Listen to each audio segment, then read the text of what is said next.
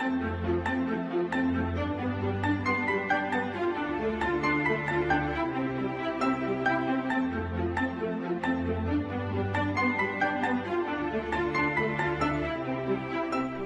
everybody, my name is Alex Merced from alexmerced.com, and in this video what I want to do is discuss a question I get a lot as a libertarian.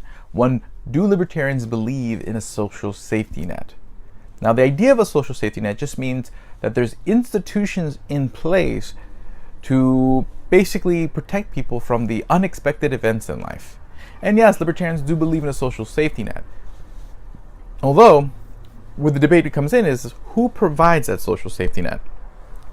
So while many progressives believe that most or a huge majority of the social safety net should be done through large centralized government programs, as a libertarian, I believe that the social safety net should be done in a decentralized manner through a mix of private for-profit insurance programs and nonprofit charitable charities.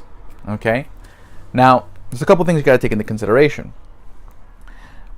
One, the demand for these kind of services are extra high now. The reason being is when you take a look at economic policy as a whole, we have a lot of policies, whether it's the amount we tax, the amount we regulate, that makes it harder for people to bring themselves up. Imagine you're a business owner. Taxes increase your costs, regulations increase your costs. But who is going to, a more well-established, wealthier business owner is going to be able to pay those taxes, pay those regulations. But people who are at sort of the medium to lower level are going to have a much harder time paying the cost of taxes and regulations on their business, paying for those burdens. So it's going to be much harder for them to rise up. So you make it harder for people to move up the economic ladder, which does create a larger demand for a social safety net. So the idea is that in a more libertarian world where the burdens of taxes and regulations are lower, more people can bring themselves up by starting a business or looking for employment opportunities that may not exist currently because of those costs. So you'll have less people demanding a social safety net. But on top of that, if you have most of the things that we expect as a social safety net now through for-profit insurance, what happens is that people can pay for their insurance. So for example, think of when you pay for your car insurance. That's a social safety net for when you crash your car. But your price for your premium is going to be different based on the car you buy or all sorts of different factors. So if you buy a car that's more likely to be stolen, you're going to pay a higher premium. So that might be the reason you choose to buy a car that is less likely to be stolen. So that way you can pay a lower insurance premium. So what has just happened? The fact that you paid a premium has disincentivized you from making a decision that would lead to greater risk.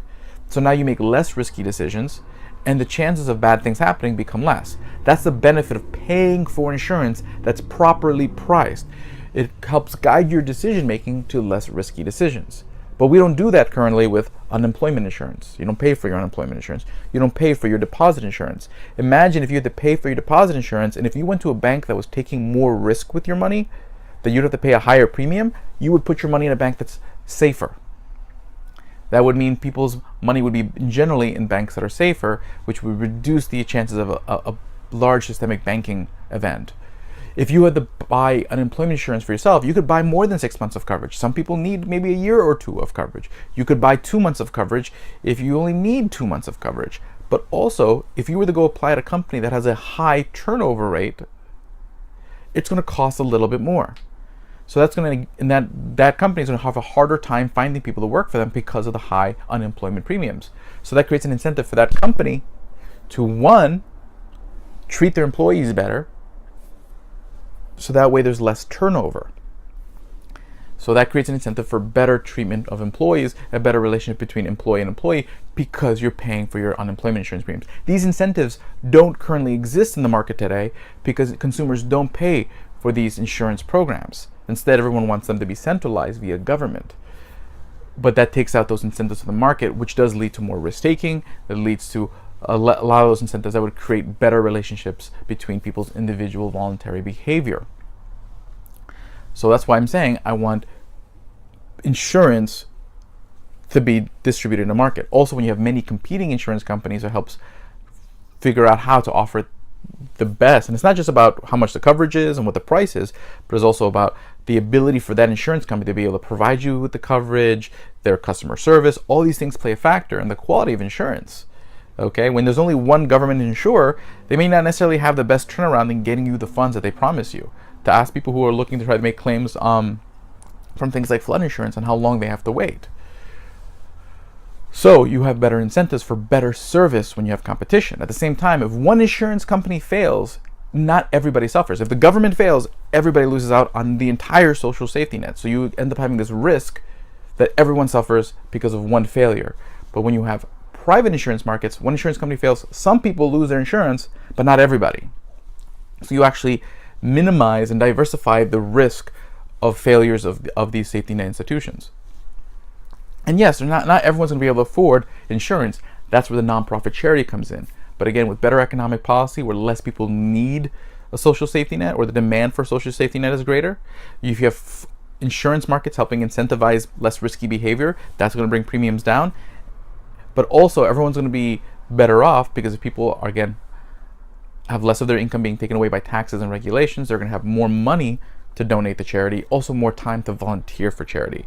Because right now people are working extra hours to make up the income they're not getting, partly due to taxes and regulation. So then you give people back their time, they can donate to charity. There will be more charity to deal with the surplus demand for social safety net, and then there will be a for-profit insurance market for those who can afford it, and people will be taken care of. So libertarians do believe that people need to be taken care of, and that, but the way we believe that it should be delivered is just different. Doesn't mean we don't think people should be taken care of. We do believe people will be taken care of because we understand the dynamics of the market and the incentives the market creates when the market's working, because there isn't interference in the market. My name is Alex Merced from alexmerced.com. Have a great day and enjoy. Thank you for enjoying a video by Alex Merced, bringing you principled, thoughtful, and accessible commentary on today's issues. Show your support by becoming a monthly patron at patreon.com/alexmerced. There are special benefits depending on the level of your monthly gift. Find great deals on web hosting, podcast hosting, and more over there at libertydeal.info. Also check out Alex Merced's recommended reading list at books.alexmerced.com, and while you're there, pick up some other great stuff at amazon.com. For other options for support, such as one-time PayPal donations and Bitcoin donations, go to support.alexmerced.com. Make sure to follow Alex Merced on these other social media platforms.